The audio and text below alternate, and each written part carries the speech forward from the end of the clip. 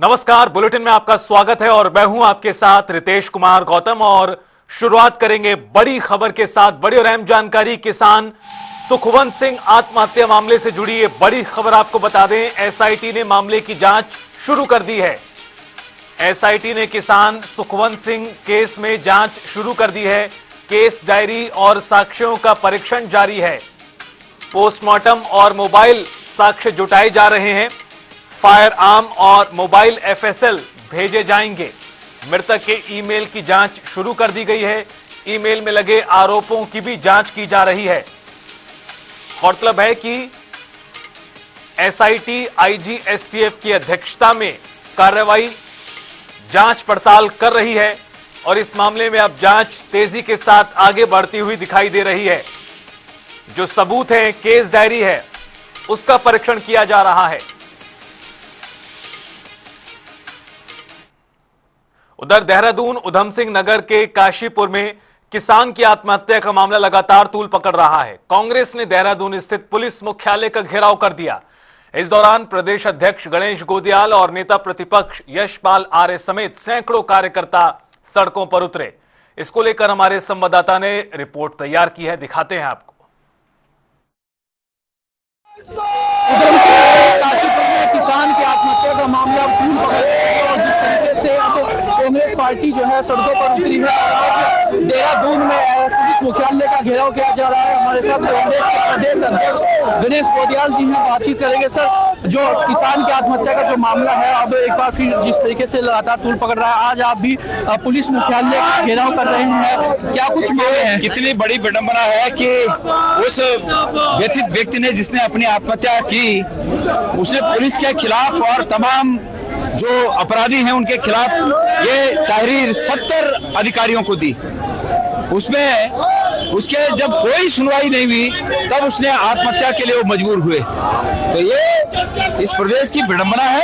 इस प्रदेश की सरकार अपराधियों के साथ खड़ी है। अपराध सरकार की संरक्षण में हो रहे हैं और पुलिस को हथियार बनाकर सरकार अपराध करा रही है। सर, आज क्या मांगे हैं आपकी? क्या कुछ अब आप? 3 मांगे हैं कि पुलिस के उस अधिकारी को तत्काल सस्पेंड किया जाए, उनके ऊपर मुकदमा दर्ज किया जाए, सभी आरोपियों को गिरफ्तार किया जाए और जांच सीबीआई को सौंपी जाए।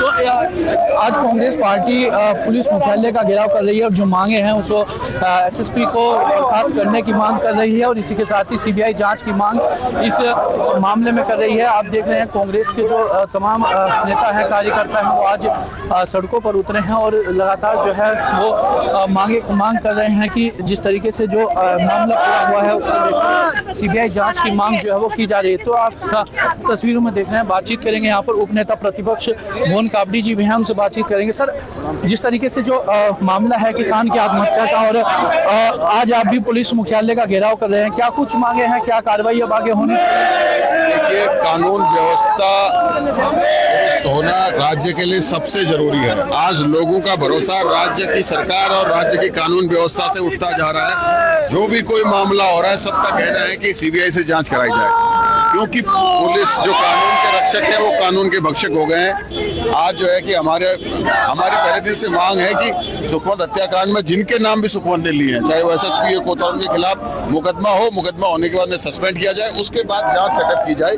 जो अपराधी हैं वही एसआईटी का गठन कर रहे हैं, तो कैसे किसी को न्याय मिल सकता है? इसलिए हम ये डीजीपी का घेराव कर रहे हैं। डीजीपी के यहाँ जाकर मांग कर रहे हैं कि तत्काल उनके खिलाफ कार्रवाई कर उनको सस्पेंड किया जाए। जो पुलिस वाले थाने से जो जिनका निलंबन किया था, जो पूरा थाना ही जो है वो निलंबन उसका कर दिया था, अब उन्हें जो है ट्रांसफर उनका किया गया है कहीं और। देखिए, सिर्फ दिखावा है, सिर्फ सरकार जो है दिखा रही है। हम कार्रवाई कर रहे हैं। जो मुख्य अभियुक्त हैं जिनके ऊपर होनी चाहिए, छोटी मछलियों को मारने कुछ नहीं होगा, मगरमच्छों को मारना पड़ेगा जो अपराध बढ़ा रहे हैं। इसके लिए जरूरी है कि जिला स्तर पर सब लोगों के खिलाफ कार्रवाई हो। तो कांग्रेस पार्टी आज पुलिस मुख्यालय का घेराव कर रही है और जो सुखवंत सिंह किसान की आत्महत्या का जो मामला है उसको लेकर, और यहाँ पर सैकड़ों की तादाद में कांग्रेस के कार्यकर्ता और कांग्रेस के जो पदाधिकारी हैं, नेता प्रतिपक्ष यशपाल आर्य, उप नेता प्रतिपक्ष मोहन काबड़ी, प्रदेश अध्यक्ष गणेश गोदियाल, महिला कांग्रेस के अध्यक्ष ज्योति रौतेला, सभी जो कांग्रेस के बड़े लीडर हैं वो भी इसमें कूच में जो है शामिल हैं। और यहाँ पर समाज की जा रही है कि जो भी इस मामले में जिसका भी नाम सुखवंत सिंह ने लिया था उनको को बर्खास्त किया जाना चाहिए, उन्हें सस्पेंड किया जाना चाहिए और इसके साथ ही सीबीआई जांच इस मामले में होनी चाहिए। अब आगे इस मामले में आगे क्या कुछ रहेगा, किस तरीके से अब पुलिस की जो मांग कांग्रेस की है उसे किस तरीके से आगे रखा जाएगा, ये तमाम चीजें देखने वाली होंगी। अपने सहयोगी रोहित के साथ मैं सैनी, जनता टीवी, देहरादून। उत्तराखंड में कानून व्यवस्था को लेकर कांग्रेस पार्टी ने सरकार के खिलाफ प्रदर्शन किया। प्रदेश अध्यक्ष गणेश गोदियाल के नेतृत्व में कांग्रेस कार्यकर्ताओं ने कांग्रेस भवन से पुलिस मुख्यालय तक मार्च निकाला। पुलिस ने बैरिकेडिंग कर रोका, कार्यकर्ताओं ने सड़क पर बैठकर नारेबाजी की और किसान सुखवंत सिंह आत्महत्या, अंकिता भंडारी हत्याकांड को लेकर सख्त कार्रवाई की मांग की। कानून और व्यवस्था का राज बहुत पहले ध्वस्त हो गया और अब तो ये कानून और व्यवस्था डूबने के कगार पे है। इसलिए कांग्रेस जन एकत्रित होकर यहाँ पर पुलिस के मुखिया के माध्यम से सरकार को चेताने के लिए आए हैं और सरकार से मांग करने के लिए आए हैं कि सरकार उधम सिंह नगर में एक किसान के द्वारा की गई आत्महत्या पर अभी तक अपराधियों को बचाने में लगी हुई है। ये बहुत ही निराशाजनक बात है। सरकार अपनी करतूतों से बाज आए, सरकार अपराधियों का साथ न दे। जिसने भी अपराध किया उसके साथ जो हमारे प्रदेश में प्रचलित कानून है उन कानूनों के तहत ही उस व्यक्ति के साथ बर्ताव हो। कांग्रेस किस तरीके से नहीं, देखिए जो इसमें इन्वॉल्व है हमारा किसी व्यक्ति से नहीं, हमारा किसी अधिकारी से नहीं, जो इसमें इन्वॉल्व है एसएसपी मणिकांत मिश्रा जी हो, चाहे थानाध्यक्ष हो, चाहे पुलिसकर्मी हो, जो लोग इसमें इन्वॉल्व है, जो इसमें संलिप्त है, उनको सस्पेंड करे सरकार, उनके खिलाफ एफआईआर दर्ज हो, ये हमारी मांग है और इसकी उच्च स्तरीय जांच हो। आज हम इसीलिए डीजीपी से समय लिया है, हम मिलना चाहेंगे और अपनी बात को रखना चाहेंगे। उनका क्या इस मामले में दृष्टिकोण है वो स्पष्ट करें। अगर हमें लगेगा कि हमने जो हमारे प्रमुख बिंदु हैं उस पर वो कार्रवाई करेंगे तो ठीक है, अदरवाइज फिर हमारा आगे की कार्रवाई फिर हम तय करेंगे। ये ईमेल में एक बात लिखी हुई है, ये ईमेल 70 लोगों को गया है देश के अंदर, 5 जजों को गया है, सुप्रीम कोर्ट के चीफ जस्टिस को गया है, उत्तराखंड के सब अधिकारियों को गया है, 70 लोगों को। और ये मेल हमारे सामने आया है और इस मेलों का मेरी जब डीजीपी साहब से बात हुई उन्होंने कहा इसको हमने जांच में शामिल किया। अरे जांच में शामिल क्या होता है? पहली बार हिंदुस्तान में किसी केस की जांच 5 जगह हो रही है। कमिश्नर जांच कर रहे हैं, पहले डीजीपी ने जांच के आदेश दिए तो आईजी ने जांच बैठाई, एसआईटी गठित की एसएसपी ने, डीजीपी ने एसआईटी गठित की, कमिश्नर जांच कर रहा है, सीओ जांच कर रहा है। एक केस में 5 जांचें हो रही हैं तो कहां से न्याय मिलेगा? उधम सिंह नगर में किसान सुखवंत सिंह आत्महत्या मामले को लेकर कांग्रेस ने प्रदेश अध्यक्ष गणेश गोदियाल के नेतृत्व में पुलिस मुख्यालय का घेराव कर निष्पक्ष न्यायिक जांच और दोषी पुलिस कर्मचारियों के खिलाफ कड़ी कार्रवाई की मांग की। उधर बीजेपी प्रदेश अध्यक्ष महेंद्र भट्ट ने इसे राजनीति करार दिया और कहा कि सीएम धामी ने मामले का संज्ञान लेकर एसआईटी गठित कर जांच शुरू कर दी है। जांच के बाद दोषियों पर कार्रवाई की जाएगी। प्रदेश अध्यक्ष ने कांग्रेस से कहा कि जन समस्याओं पर ही मुद्दे उठाएं, भ्रम न फैलाएं।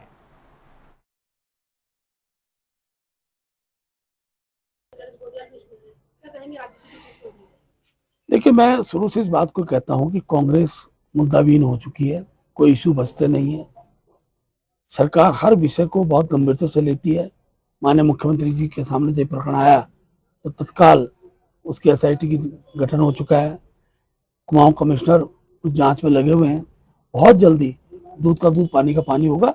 और कांग्रेस के लोगों से मैं अभी एक ही अपील करना चाहूंगा कि जन समस्याओं को लेकर तो विषय खड़े करें, समझ में बात आती है, लेकिन कुछ ऐसे विषय जिसमें सरकार का कोई बहुत ज्यादा एक प्रकार से मैं कह सकता हूं कि ना तो दखलंदाजी होती है और इस प्रकार के वातावरण बनाकर केवल एक वातावरण को दूषित करने का जो काम हो रहा है वो उचित नहीं है।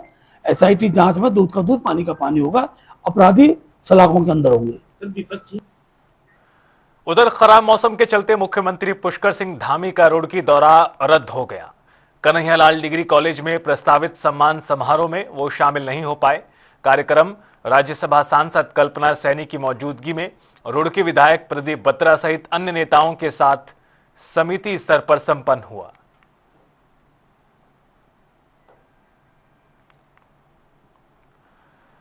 आईआईटी रुड़की के ओपी जैन सभागार में हिमालय शोध संस्थान के सहयोग से आपदा जोखिम, लचीलापन और न्यूनीकरण विषय पर एक दिवसीय कार्यशाला की गई, जहां मुख्यमंत्री पुष्कर सिंह धामी ने वर्चुअल माध्यम से कार्यक्रम को संबोधित किया। इस दौरान सीएम बोले कि अनुसंधान, सहयोग, संस्थागत साझेदारी और अधिक मजबूत करने की दिशा में ठोस रणनीति बनाई जाएगी। उन्होंने कहा कि आईआईटी रुड़की द्वारा किया जा रहा शोध और समाधान न केवल उत्तराखंड बल्कि संपूर्ण हिमालय क्षेत्र के लिए अत्यंत उपयोगी साबित होगा।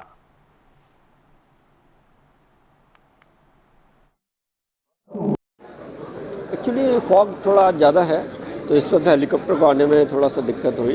तो समय के जिस तरह से आपको पता है कि हम लोग काफ़ी वो रहते हैं, तो उस वजह से वो ऑनलाइन उनको आना पड़ा।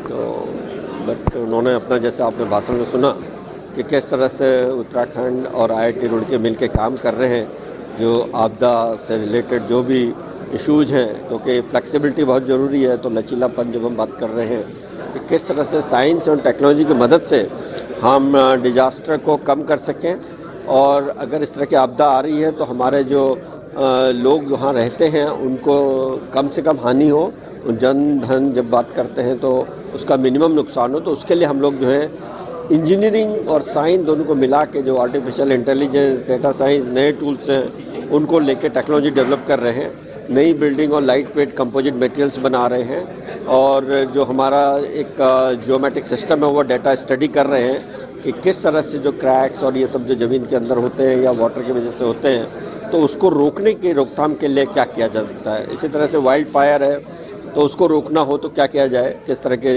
नए नए प्रयास टेक्नोलॉजी ज्ञान को यूज करें, किस कृषि के क्षेत्र में ज़्यादा से ज़्यादा पैदावार हो, और जो जंगली जानवर कृषि को नष्ट कर देते हैं उसके लिए भी हम लोग कुछ सेंसर डिजाइन कर रहे हैं ताकि जंगली जानवर भी सुरक्षित रहें और फसल भी सुरक्षित रहे। हरिद्वार रुड़की विकास प्राधिकरण की बोर्ड बैठक गढ़वाल मंडल के आयुक्त विनय शंकर पांडे की अध्यक्षता में हुई। पिछली बैठक के प्रस्तावों की समीक्षा की गई। अधिकांश कार्य शुरू हो चुके हैं, जबकि कुछ शासन स्तर पर लंबित हैं। मास्टर प्लान पर चर्चा हुई और उपाध्यक्ष को निर्देश दिए गए कि इसे लागू करने से पहले केंद्र की गाइडलाइन का पालन किया जाए। आवास विकास में निर्माण कार्यों की गुणवत्ता का भी आकलन किया गया और मानक न होने पर नियमानुसार कार्रवाई का फैसला किया गया।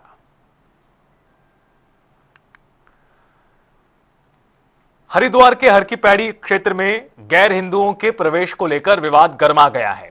गंगा सभा द्वारा लगाए गए पोस्टरों में क्षेत्र को अहिंदू प्रवेश निषेध बताया गया।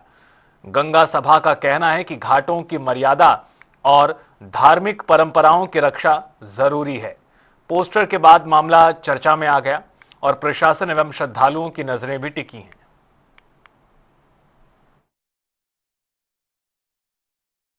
बोर्ड लगाने का उद्देश्य यही है कि सभी को यहाँ के नियमों की, यहाँ की मर्यादाओं की जानकारी रहे, और जो बाइलॉज की जो हम कड़ाई से पालन कराने की जो चर्चा, जो मांग हम सरकार से कर रहे हैं, ये बोर्ड पूर्व में भी इसी प्रकार लगे हुए थे, लेकिन कुछ क्षतिग्रस्त हो गए थे, कुछ खराब हो गए थे। हमारा सिर्फ उद्देश्य यही है कि सनातन धर्म के इस पवित्र स्थल पर आने वाले प्रत्येक व्यक्ति को पता होना चाहिए कि यहाँ पर आने के क्या नियम है और किन लोगों को, किस धर्म से जुड़े हुए लोगों को यहाँ पर प्रवेश करना चाहिए। जिन लोगों का हमारे धर्म से, हमारे विचारों से, हमारी संस्कृति से कोई नाता नहीं है, ऐसे लोगों के हमारे पूजा पाठ, क्रियाकलाप इत्यादि में कोई भी एंट्री नहीं है। इसलिए ये बोर्ड अब जितने भी हर की पौड़ी या आसपास आने वाले क्षेत्र हैं या अन्य क्षेत्र हैं, वहां पर लग चुके हैं, और इसका संज्ञान सभी लोग लेंगे और इन नियमों का भी पालन, और प्रशासन भी बाइलॉज का कड़ाई से पालन कराने में हमारा सहयोग करेगा।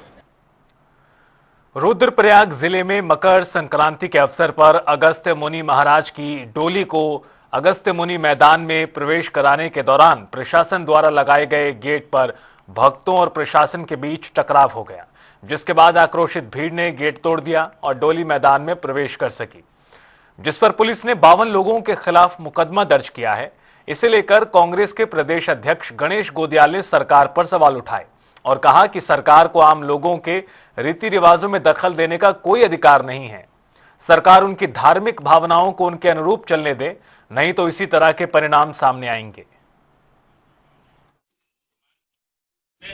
सरकार को आम जनता के रीति रिवाजों में दखल देने का कोई अधिकार नहीं है। सरकार आम लोगों के धार्मिक भावनाओं को उनके अनुरूप, लोगों के अनुरूप चलने दे, इसमें दखल न दे। अगर दखल सरकार देती है तो इसी प्रकार के परिणाम सामने आएंगे। इसलिए सरकार को अनावश्यक बातों में दखल नहीं देना चाहिए और लोगों को अपनी मान्यता के हिसाब से जो भी उनके रिचुअल्स हैं, रीति रिवाज हैं, उनके हिसाब से उनको अपने धार्मिक कार्यों को निष्पादन रहने देना चाहिए। देहरादून में जिलाधिकारी ने हथियार रखने वालों पर सख्त कार्रवाई की है। एक से अधिक हथियार रखने और NDAL-ALIS पोर्टल पर UIN जनरेट न कराने वाले 827 शस्त्र धारकों के लाइसेंस भी निरस्त कर दिए गए। साथ ही आयुध नियमों के उल्लंघन पर यह कार्रवाई की गई। बता दें कि शासन के निर्देशों के बावजूद नोटिस के बाद भी 54 लाइसेंस धारकों ने कोई जवाब नहीं दिया, जिसके चलते उनके लाइसेंस समाप्त किए गए। देखिए, holding licence, armed licence brings along responsibility also. तो जहाँ पे अति आवश्यकता है, कोई जीवन सुरक्षा का भय है, कोई पूर्व वारदात हुई है स्वयं के साथ, परिवार में, तो नॉर्म्स बहुत क्लियर हैं। तो उसी में जो लाइसेंसेस हैं वो अनुमन्य किए जाते हैं। इसके विपरीत कुछ केसेस ऐसे संज्ञान में आए थे कि जहाँ पे 2 से भी अधिक धारकों के पास 2 से अधिक लाइसेंसेस पोजीशन में हैं, तो इसका कोई औचित्य नहीं इस्टेब्लिश हो पा रहा था। और सेकेंडली, जो हमारा पोर्टल है, यूनिफाइड पोर्टल है पूरे भारतवर्ष में, उसमें जो हमारा एक यूनिक नंबर जनरेट होता है प्रत्येक शस्त्र का, तो कई बार नोटिस और वार्निंग्स देने के उपरांत भी जो लोग अपना यूएन जनरेट नहीं करवा पाए, तो ऐसे 2 कैटेगरीज को इस कार्रवाई में लिया गया है और कुल अराउंड 800 लाइसेंसेस निरस्त किए गए हैं। और आगे भी जो लाइसेंसेस की प्रक्रिया है वो नॉर्म्स के अनुसार ही संपादित की जा रही है। जहाँ पे लाइव थ्रेट असेसमेंट डिस्क्रीट है, क्लियर है, वहीं पर लाइसेंसेस आगे भी निर्गत किए जाएंगे। देहरादून के रेंजर्स ग्राउंड में विक्रम वाहनों और चालकों का सत्यापन अभियान शुरू किया गया है। यह अभियान सोमवार तक चलेगा। पहले दिन 142 वाहनों की जांच की गई, जिसमें 5 वाहन अनफिट पाए गए। सही पाए गए चालकों को परिचय पत्र और वाहनों पर स्टिकर लगाए गए। शहर के सभी 514 विक्रम वाहनों का अनिवार्य सत्यापन किया जाएगा।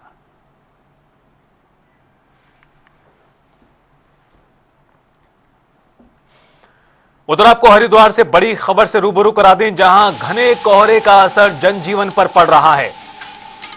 आपको बता दें कि घने कोहरे का सीधा असर पड़ रहा है लोगों की जिंदगी पर। घरों में कैद होने को मजबूर हो गए हैं लोग। मुख्य सड़कों से लेकर ग्रामीण मार्गों तक तमाम जगहों पर कोहरा इतना ज्यादा है कि वाहन भी नहीं चल पा रहे हैं। चालक फॉग लाइट और इंडिकेटर के सहारे सफर कर रहे हैं। घने कोहरे के कारण हादसों का खतरा भी बढ़ गया है। विजिबिलिटी घटकर 50 मीटर से भी कम है। ऐसे में मौसम विज्ञान केंद्र ने पहले ही अलर्ट जारी किया था। उधर आपको बता दें, हरिद्वार उधम सिंह नगर में ऑरेंज अलर्ट जारी किया गया था। प्रशासन और ट्रैफिक पुलिस अलर्ट मोड पर है।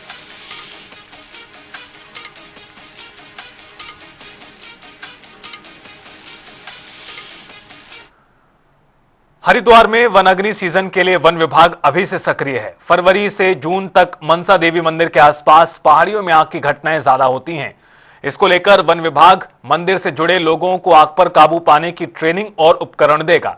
डीएम की अध्यक्षता में वन अग्नि सुरक्षा समिति की बैठक में विभागों के अधिकारी मौजूद रहे। वहीं डीएफओ ने संवेदनशील इलाकों में फायर ड्रिल की जानकारी दी, जिसमें समस्त विभाग जैसे वन विभाग, पुलिस डिपार्टमेंट, फायर डिपार्टमेंट, उप जिलाधिकारी, मेडिकल विभाग सभी लोग उपस्थित थे और इस मीटिंग में जो है समस्त बिंदुओं को कवर कर लिया गया। वन विभाग द्वारा अपना कंट्रोल बर्निंग का प्रगति, अपनी तैयारियों की प्रगति जो है वो जिलाधिकारी के समक्ष प्रस्तुत की गई और जिलाधिकारी द्वारा इस मीटिंग के माध्यम से समस्त विभागों को फॉरेस्ट फायर के चलते अलर्ट मोड पर रहने हेतु निर्देशित किया गया है और इसमें जो है आपदा प्रबंधन से भी जो है कुछ मैन पावर एंगेज करने हेतु निर्देशित किया गया है।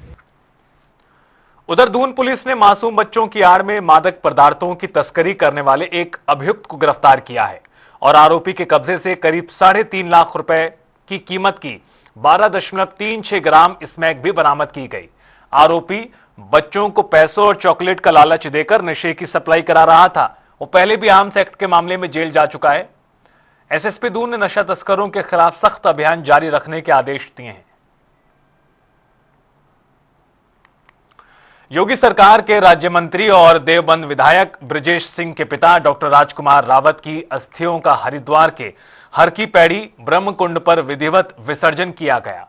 ब्रजेश सिंह परिजनों के साथ गंगा स्नान, पूजा अर्चना और पिंडदान में शामिल हुए। वैदिक मंत्रोच्चारण के बीच धार्मिक रस्में पूरी की गई। इस दौरान गंगा सभा के पदाधिकारी मौजूद थे।